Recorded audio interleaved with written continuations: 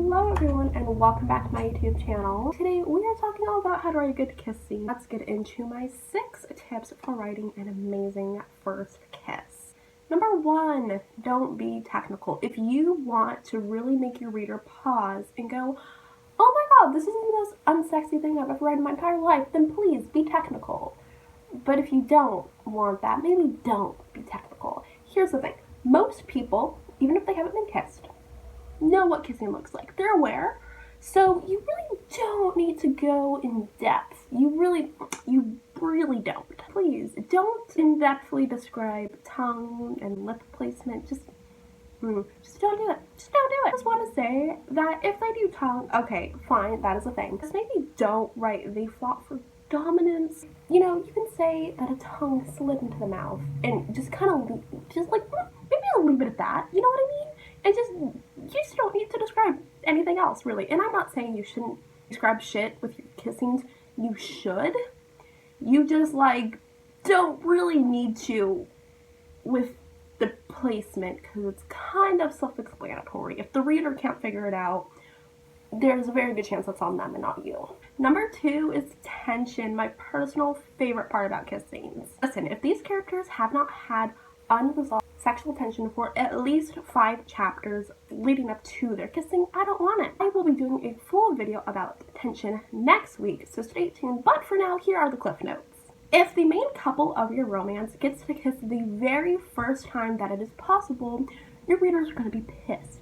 99% of the time, this is not going to work. Let them get to know each other and let them notice those sexy details, and not even just sexy details, just let them notice those little details about each other. Please let them think about kissing each other. Let her think, I want to kiss her, but it's so soon, or I want to kiss her, but it's going to instigate a civil war. But however you do it, make them think about it and give them a solid reason to the character why they cannot kiss the other person yet, because it's so good. It's just so good. And overall, tension building up across both multiple chapters and right before the kiss is really, it's gonna make the kiss so good and so unforgettable. So don't skimp on this.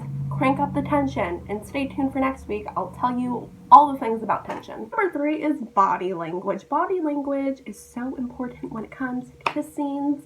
So first of all, let's think about the placement of bodies. So I'm sorry, that sounds so weird to me, but whatever, we're gonna go with it. First thing you want to consider is, are they standing up or are they laying down or sitting down? I'm just gonna compare lying and sitting in the same thing, just because they pretty much go hand in hand. So personally for me, I do think that kiss scenes while the characters are standing up are a little bit easier to do, but lying/sitting is also going to work. But first, let's talk about if your characters are standing. So for this, I'm just going to use an example, and I'm going to be using 2 guys named Percy and Tybalt for this example. These are not characters from books that I read or that I'm writing. These are just random characters that I'm making up for the sake of this video. So, for example, when they kiss, maybe Percy snakes his hand around Tybalt's waist, or maybe Tybalt has his hands in Percy's hair. Percy could be guiding Tybalt's chin to him, he could be cupping his cheek, or, and this one was given to me by my good friend Lexi, and I had to include it, their foreheads could be touching, and then one of them leans down and kisses the other.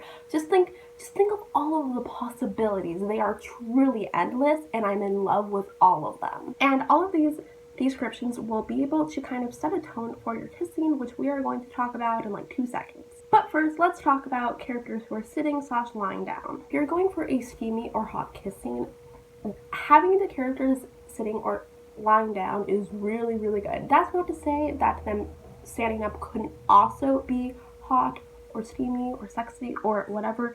I just personally think it's a lot easier to do this, especially when they're lying down, because then you can explore things like cuddling, grinding, legs intertwining when they kiss, shit like that. It's just, in my mind, it's a lot easier to make it happen. Whatever type of vibe that you are going to go for is largely going to depend on your characters and the romance that you are writing. For example, if you are going for a sweet, wholesome romance, grinding during the first kiss is not going to make a lot of sense, but that could make sense if you're writing an erotica novel. It's just going to depend. I just want to note that it's very common for romances to both be sweet and soft and sexy. It's not that they're mutually exclusive. So if that is the case with your romance, when it comes to the first kiss, just kind of think what's going to come first. Do you think it's going to be sweet and wholesome first, or do you think it's going to be sexy first? Change and progress in both the first kiss and in later kisses, or even in sex scenes in your book.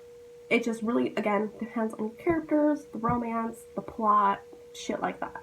And now the second thing about the body aspect of kiss scenes, I really should be wording these things better, but oh well, is basically how your body is going to be feeling. For those of you who have never kissed someone or who have never had a good kiss, basically chances are that if you are kissing someone that you really, really like, you're gonna get hot all over. Now, with that being said, I want to remind you all of my first point, which is please don't be technical. You do not need to describe sweats and things. Yes, that is a real thing. And in theory, if you're going for a little bit more of an awkward thing, I see this a ton in YA. You could, in theory, mention sweat, but personally, I would steer clear from it. A great way to describe this sort of thing is panting. Personally, I think panting is one of like the sexiest things that you can like talk about in a first kiss or just like any kiss. I don't know. I think it's really hot.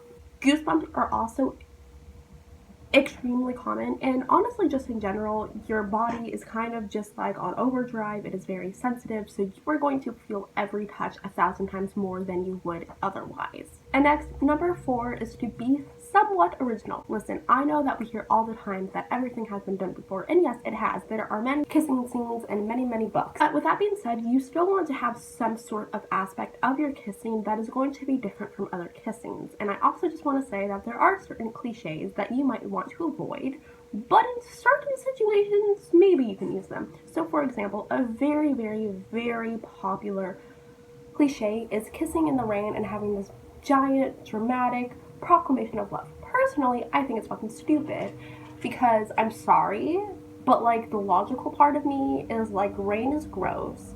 It is so cold, you're freezing, and this is when you want to proclaim your love for each other. It doesn't make sense. But then I realized, okay, this is with heterosexuals.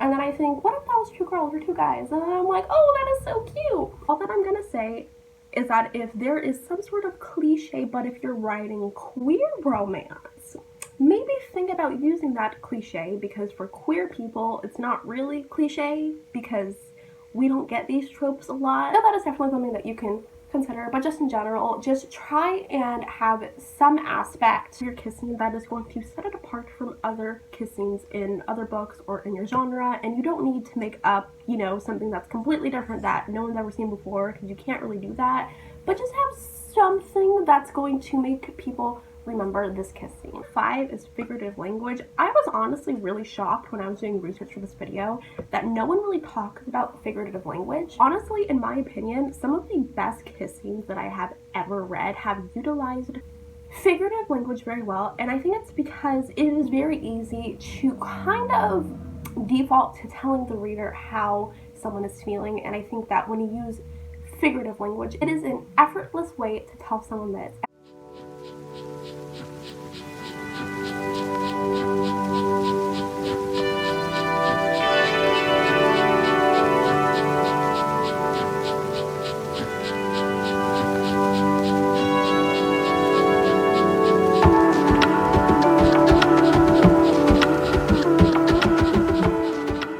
So I realize that for some of you, this one is going to be a little excessive, but that's kind of the point. I personally think that kind of excessive uses of language can really make a kissing very memorable and super cute, so I'm personally a fan. And lastly, number 6, kissing changes shit.